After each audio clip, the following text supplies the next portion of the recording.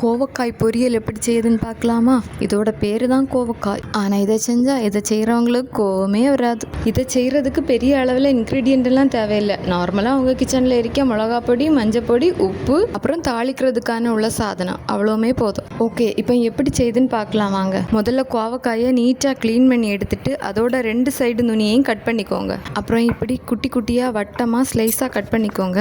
ஒரு பேனில் கொஞ்சம் தாராளமாகவே எண்ணெய் ஊற்றிட்டு நான் வெந்தயம் போட்டு தாளிக்கிறேன். நீங்கள் கடுகு போட்டு தாளிக்கிறீங்கனாலும் அதுவும் ஓகே தான். தாளிச்சிட்டு கட் பண்ணி வச்சுருக்கிற அந்த கோவக்காயை அதில் தட்டிக்கோங்க.